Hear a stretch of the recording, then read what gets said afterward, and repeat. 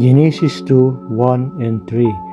At nayari ang langit at ang lupa at ang lahat ng natatanaw sa mga iyon.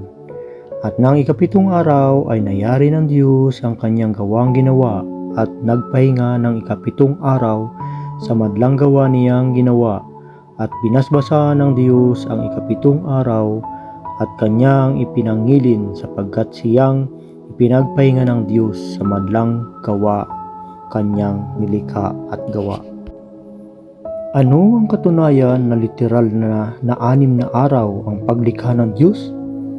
Ayon sa Genesis 1:1-5, nang pasimula ay nilikha ng Diyos ang langit at ang lupa.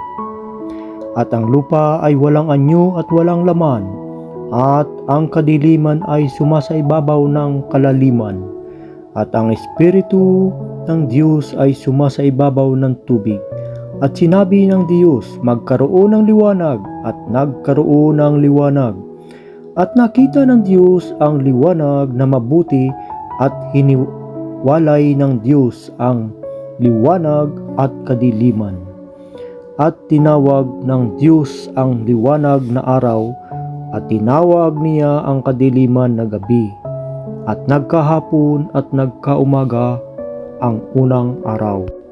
Kung ating gagamitan ng tamang analisis, itong mga talatang ito ay sapat upang maunawaan na ang unang araw ay binubuo ng 24 oras lamang sa pamamagitan ng dalawang bagay.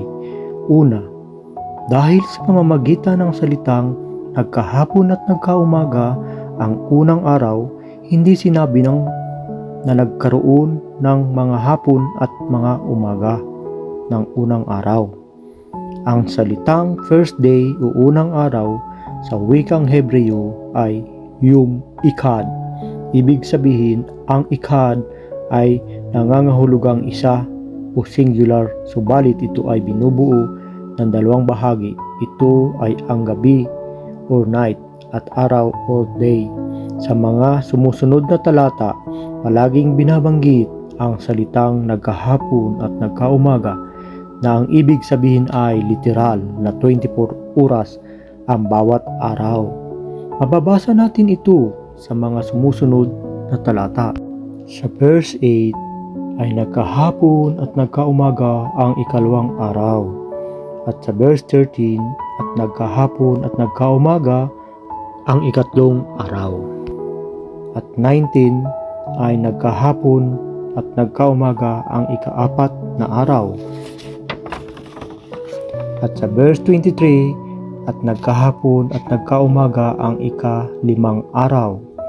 At sa verse 31 naman ay nagkahapon, nagkaumaga ang ika-6 na araw. Mula una hanggang ika-6 na araw ay palaging may nakalagay na nagkahapon at nagkaumaga.